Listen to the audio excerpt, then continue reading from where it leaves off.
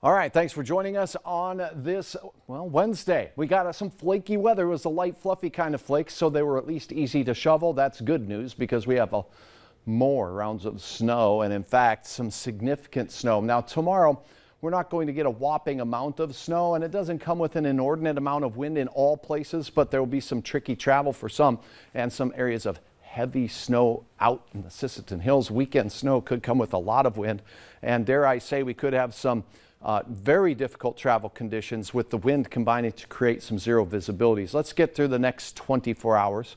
Hour by hour forecast shows temperatures now in the teens. And as we head into the evening, there could be a few flurries. Central and eastern portions of Minnesota are wind light, 15 miles per hour out of the north.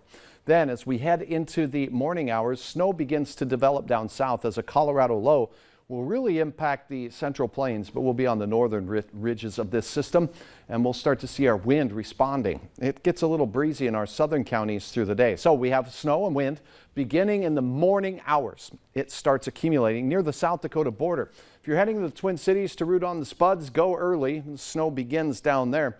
You'll be driving through snow, but not a ton of it. Now, the wind will be strongest here in the southern part of North Dakota and northeast South Dakota as the snow spreads toward the I-94 corridor by the early afternoon. By drive time, there could be some greasy roads here. Notice the snow spreads up the Red River Valley throughout southern and eastern portions of North Dakota, becoming moderate at times, folks, as we go through your evening hours with gusty north winds upwards of 15 to 30 miles per hour. That'll cause some blowing and drifting of what we got today, too. Keep that in mind. Temperatures mid-20s. This will be a wetter snow as it works its way through. It finally wraps up after midnight, generally after 1 o'clock, with a few light snow showers into the overnight. Now, we're going to see a widespread area of a trace to 2 inches. Those amounts increase as we go through Fargo. 2 inches, not out of the question for us. 2 to 4 where you see the darker blue shade. This ridiculousness here, 5 to 9 in the Sisseton Hills, and a more impressive amount in the James River Valley of 4 to 6 inches.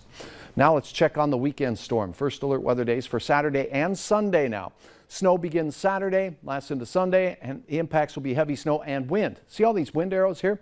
Saturday morning it starts. Saturday drive time it continues. The low moves through. We'll get a break in the wind and the snow, and then it whacks us again with gusty winds out of the north. And this is Sunday, and the wind lasts all day.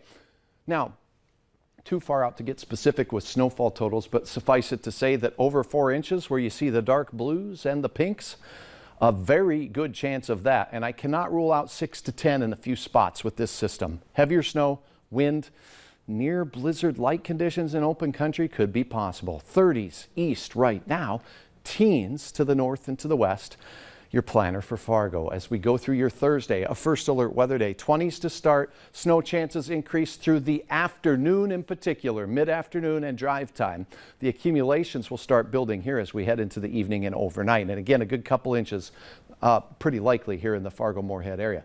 A little break from the major snowfall on Friday, temperatures still in the 20s. Saturday, morning snow moves in from the west and the north. Some significant accumulation will be possible. We'll call it 2 to 6 now, but that's just an early stab at it because it could be heavier in some spots. We'll keep you posted. Sunday, very gusty, then a little bit of a break. Monday through Wednesday, we could see a few flakes. St. Patrick's Day looks like the pick day of the week, 34 degrees, and while I can't promise spring-like conditions, it will be a little nicer.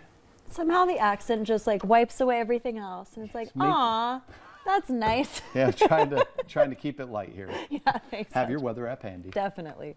Opioid-related deaths are on the rise among children. We'll have the latest warning on that coming up next.